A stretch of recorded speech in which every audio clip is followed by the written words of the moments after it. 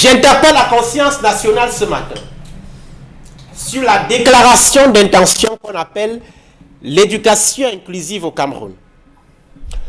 Le 13 avril 2010, le président de la République promulgue une loi qui porte protection et promotion des personnes handicapées au Cameroun.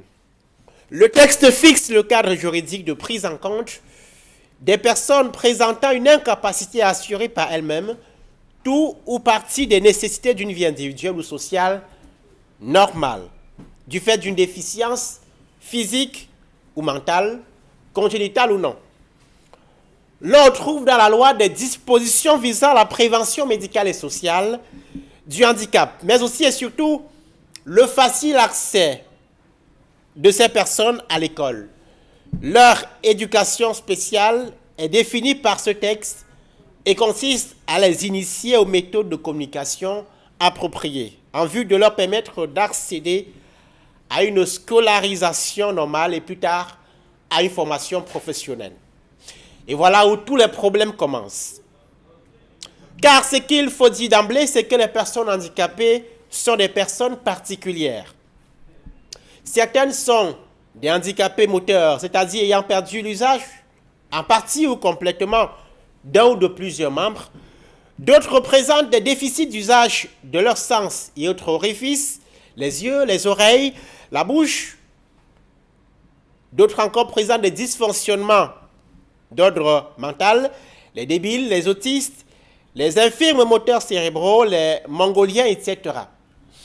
Ces déficiences signifient donc que pour enseigner les personnes handicapées, il faut non seulement comprendre leurs attitudes particulières, mais surtout maîtriser les méthodes et techniques par lesquelles on transmet les connaissances aux personnes vivant avec un handicap.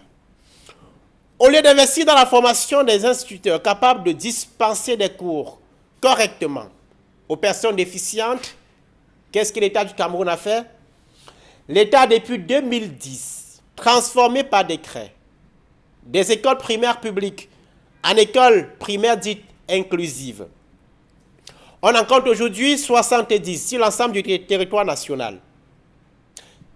Quelle est la différence entre ces écoles dites inclusives et les autres écoles primaires qu'on pourrait qualifier d'ordinaires? Presque aucune, si ce n'est les noms.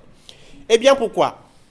Les ENIEJ, les écoles normales des instituteurs d'enseignement général, n'ont toujours pas de module spécifique en rapport avec la prise en compte des déficients, qu'ils soient auditifs, visuels, moteurs ou mentaux.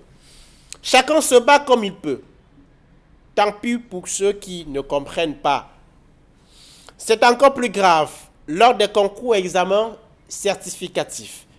Si certains centres font des efforts, en règle générale, les épreuves arrivent sans distinction entre qui a des yeux et des oreilles pour voir et pour entendre et qui ne les a pas. Comme dit l'artiste, on s'en fout.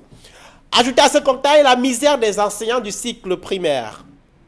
C'est des gens qui sont payés 30 000 francs CFA le mois, qu'on demande.